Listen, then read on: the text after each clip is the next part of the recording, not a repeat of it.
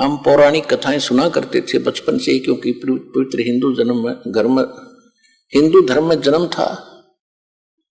हमारे धर्म गुरुओं ने जो भी हमारे अंदर ज्ञान फीड कर रखा था वो बहुत बोलबाला था, जन जन की जुबान पर था। इसी को फिल्माइज भी किया जाता था, इसी को नाटक भी सुनाए जाते थे, रामलीलाएं भी सुनाई जाती थी। क्या था कि एक समय नारद जी कहीं तपस्या साधना करके आए थे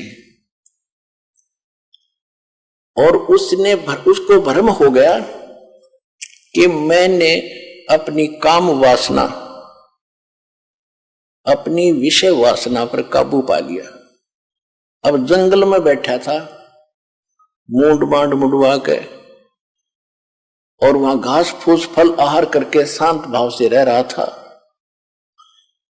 साधना करके 1 2 4 10 वर्ष अपने पिता ब्रह्मा जी के पास आए नारद जी, और ब्रह्मा जी ने कहा बेटा साधना कर आए। कहा जी, क्योंकि ब्राह्मण थे, ब्राह्मणों का काम में भक्ति करना था और तो काम ही नहीं था। बहुत अच्छा बेटा, खूब सफलता मिल गई होगी। कहा जी सफलता मिल गई, अब मैं विषय वासना के अधीन नहीं रहा, मैं शादी नहीं कराऊंगा, आजीवन ब्रह्मचारी रहूंगा, मेरे ऊपर कोई असर नहीं कर सकती कोई भी विकार। ब्रह्मा जी ने कहा कि बेटा बहुत अच्छी बात है, यही काम होता साधु संत ब्राह्मण का, लेकिन ये बात किसी को बताना नहीं होता, आपने गुप्त रखना। उसने तो बालक की आदत तो है, पिताजी जिस वस्तु ने डांटा उसने जरूर कराया करे, अब मना करे ना उसने जरूर करेगा। विष्णु जी के पास गया, अंकल जी के पास, विष्णु जी से कहा कि भाई, विष्णु जी ने पूछा आ गया बेटा? कहाँ आ गया महाराज? हाँ भगवान, साधना करके आया हूं मैं जंगल में। अच्छा भाई, बहुत दिन में दिखा, कहाँ गया था जी? जंगल में साधना करके आया हूं मैं। अच्छा भाई, और मैंने अपनी सब इंद्रियों को जीत लिया है। विष्णु जी बोले भाई ठीक है, बहुत अच्छी बात है।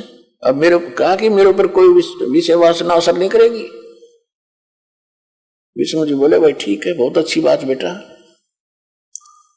भगत का तो काम में ये होता है वासनाओं को काबू करे, भक्ति करो, ठीक। अब ये काल है जालिम, इसने विष्णु जी को प्रेरणा करी कि भाई नारद जी को तो अभिमान हो गया, इसका अभिमान तोड़ना चाहिए। जब विष्णु जी के घर से निकलकर चला, किसी नगरी में जा रहा था, वहां